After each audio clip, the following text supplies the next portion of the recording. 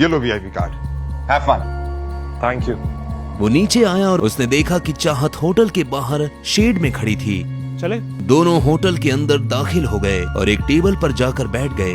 अभिनव जानबूझकर चाहत से नजर नहीं मिला रहा था, वहीं चाहत उसे लगातार देखती जा रही थी। क्या हुआ, सब ठीक है? हाँ सब ठीक है। अच्छा, वैसे तुम इस ऑफिस में काम करते हो क्या? हमें कुछ ऑर्डर करना चाहिए ना, मुझे बहुत भूख लग रही है। वेटर। अभिनव ने चाहत के सवाल को टालते हुए कहा, hello sir, how may I help you? तुम मुझसे कुछ छुपाने की कोशिश कर रहे हो क्या? नहीं बिल्कुल नहीं, मैं तुमसे भला कुछ क्यों छुपाऊंगा, ऐसा नहीं है। 1 सेकंड। अभिनव और चाहत ने वेटर को ऑर्डर दिया और वेटर वहाँ से निकल गया, लेकिन चाहत अपना सवाल भूली नहीं थी। तो तुम क्या करते हो? मैं एके प्राइवेट लिमिटेड में एक छोटी सी नौकरी करता हूँ बस। ये तो अकरम जी की कंपनी है ना? हाँ नहीं। Hello gorgeous, you are so beautiful. मैं आना तो नहीं चाहता था लेकिन मेरा मन नहीं माना।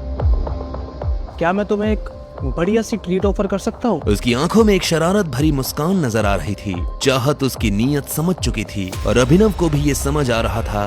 तुझे नजर नहीं आ रहा, ऑलरेडी मेरे साथ डेट पर है। ओह अच्छा, मुझे तो लगा कि तुम इसके छोटे भाई हो। अब जब तुमने बता ही दिया है कि तुम इसके साथ डेट पर आए हो तो तुम्हें प्यार से कह रहा हूँ, निकल लो। अभिनव कुछ पल के लिए छुप रहा। वो देखना चाहता था कि ये आदमी किस हद तक नीचे गिर सकता था। इतने में वो लड़का चाहत के पीछे पलटा और बोला, तुम इतनी सुंदर हो कि तुम्हें देखकर लगता है कि तुम एक वेल टू डू फैमिली से आती हो। बट डोंट माइंड, तुम्हें ऐसे लोगों के साथ डेट पर नहीं आना चाहिए। Standard is important, right? कहा किसी ने ज्ञान देने को। हाँ चल निकल। तुम मेरे साथ चलो, ट्रस्ट मी, मैं तुम्हें कोई प्रॉब्लम नहीं होने दूंगा। I would say you don't deserve such down market boys, जिसके बाप ने उसे पैदा करके छोड़ दिया। अभिनव से इस बार रहा नहीं गया। उस लड़के ने अपनी हद पार कर दी थी। कम। क्या कहा तूने? हाँ? जैसे ही वो अभिनव के बाप पर गया, अभिनव को किसी की बातों से फर्क नहीं पड़ रहा था। वो अपने बाप के बारे में एक शब्द भी नहीं सुन सकता था। क्या कहा तूने? बाप ने पैदा करके छोड़ दिया? तेरे बाप ने तुझे क्या सिखाया है? वो लड़का जो अभी तक अभिनव को तेवर दिखा रहा था, अब उसके मुंह से शब्द नहीं निकल रहे थे। उसकी आंखों में डर साफ नजर आ रहा था। क्या हो रहा है ये सब? ये एक रेपुटेड होटल है, कोई मछली बाजार नहीं है। मैनेजर, ये कैसे कैसे लोग आते हैं तुम्हारे होटल में? अभिनव को भी एहसास हुआ कि उसने लड़के को कुछ ज्यादा ही पीट दिया था। इतना मारा मुझे, देखो देखो, नाक मुंह सब तोड़ दिया इसने मेरा। मैनेजर ने पहले उस आदमी को देखा और उसके बाद अभिनव को देखने लगा। इससे पहले कि अभिनव अपनी तरफ से कुछ कह पाता, मैनेजर ने बोला, हमारी हिम्मत कैसे हुई हमारे वीआईपी कस्टमर पे हाथ उठाने की? ये हमें परेशान कर रहा था। मैं तो इसके मूवी नहीं लग रहा था। बार बार वार्न करने के बावजूद भी पीछे नहीं हटा। मेरे पिता के बारे में बेफालतू की बातें कर रहा था। क्या ये सही है? ये गलत बोल रहा है। बस इतनी सी बात के लिए तुमने इनके साथ ऐसा बर्ताव किया? सर, जो भी हो, पहले आपको इनसे माफी तो मांगनी पड़ेगी। माफी? मैं माफी मांगू?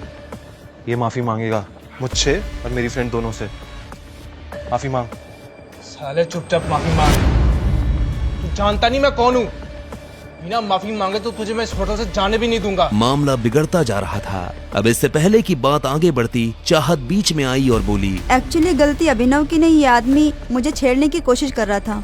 मैं और अभिनव तो यहाँ पे सिर्फ लंच करने आए थे। जो भी हो मैडम, पर इन्हें माफी मांगनी ही पड़ेगी। अभिनव समझ गया था कि मैनेजर इससे ऐसे क्यों बात कर रहा था। असल में वो अभिनव को उसके कपड़ों से जज कर रहा था। जब अभिनव को लगा कि उसके पास और कोई रास्ता नहीं है, तो उसने अपने जेब से अकरम का कार्ड निकाला और मैनेजर की तरफ बढ़ाते हुए बोला, आपको पता है कार्ड मुझे किसने दिया है? इस कार्ड पे लिखा नाम पढ़िए, आपको समझ में आ जाएगा कि फैसला क्या करना है। मैनेजर ने अभिनव से कार्ड लिया और उसे ध्यान से देखने लगा। जैसे ही उसने कार्ड पर लिखा नाम पढ़ा तो उसकी आंखें फटी की फटी रह गई। अगर अभिनव के पास अकरम का कार्ड था तो वो समझ गया था कि अभिनव अकरम का खास है। मुझे बात करने से पहले ना अपनी माँ के पास जाके सीख कि लड़कियों की इज्जत कैसे करते हैं। चल। अभिनव ने चाहत को अपने साथ लिया और वहां से निकल गया। दोनों गाड़ी में आकर बैठ गए थे, लेकिन कोई किसी से बात नहीं कर रहा था। जो कुछ भी हुआ, उसके बाद अभिनव ये जानना चाहता था कि आखिर चाहत के दिमाग में क्या चल रहा था, लेकिन वो आगे से पूछकर उसे शक करने का मौका नहीं देना चाहता था। क्या तुम ठीक हो? सॉरी तुम्हारा मूड और लंच दोनों खराब करने के लिए। तुम अगर चाहो तो हम कहीं और चल सकते हैं खाना खाने के लिए। ठीक है, मैं पूरे दिन फ्री ही हूँ। अभिनव ने उसकी बात सुनी और गाड़ी दूसरे होटल की तरफ मोड़ दी। कुछ देर बाद उसने गाड़ी एक होटल के बाहर लगा दी। अभिनव ने ऊपर लगा बोर्ड देखा और उसके बाद चाहत के साथ अंदर दाखिल हो गया। अभिनव जानता था कि ये होटल दिग्पाल का था। दिग्पाल होटल के साथ साथ बहुत बड़ा माफिया ग्रुप भी चलाता था। जैसा माफिया वर्ल्ड में टाइगर का नाम बड़ा था, वैसे ही दिग्पाल का नाम भी काफी बड़ा था। जितनी दौलत और धंधा टाइगर के पास थे, उतनी ही दिग्पाल के पास भी थे। कई मामलों में वो एक दूसरे के दुश्मन थे। अभिनव को ऐसा आभास हो रहा था कि शायद यहाँ उसके दिग्पाल से मुलाकात हो सकती है। तो तुमने डिसाइड कर लिया है कि अपने बारे में कुछ नहीं बताओगे मुझे? किस बारे में? असल में वो समझ गया था कि चाहत के मन में ये शक की सुई क्यों घूम रही थी। क्या यार, अब बता भी दो। इतना बड़ा भी क्या सीक्रेट है यार? क्या जानना चाहती हो तुम? तुमसे पूछ रही हूँ, तुम्हारे बारे में ही पूछूंगी ना। मेरे पास अपने बारे में कुछ बताने के लिए है ही नहीं। अभिनव ने कहा और चाहत से बचने के लिए इधर उधर देखने लगा। इस टाइम दिग्पाल बॉस का डंका सिर्फ गुड़गांव में ही नहीं, पूरे इंडिया में बज रहा है।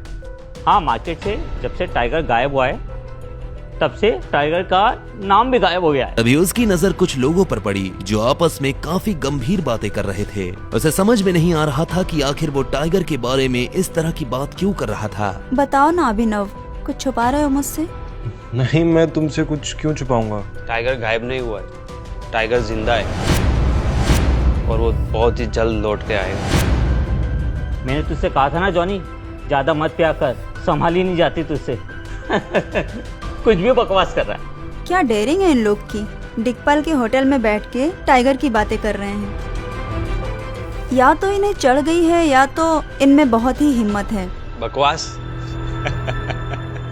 बकवास तो तू कर रहा है। टाइगर का कंपैरिजन दिग्पाल से? विस्की और देसी शराब का क्या मेल है? मैं कह रहा हूँ टाइगर जिंदा है and he will return soon. Johnny नाम के इस आदमी की बात सुनकर अभिनव के रोंगटे खड़े हो गए थे। वो ये जानना चाहता था कि जॉनी मन से फेंक रहा था या उसके पास साथ में कोई जानकारी थी। अब आगे क्या होने वाला था? क्या अभिनव सच का पता लगा पाएगा और क्या चाहत अभिनव के मुंह से सच निकलवा पाएगी? आगे की कहानी जानने के लिए नीचे दिए गए लिंक से डाउनलोड करें पॉकेट FM ऐप।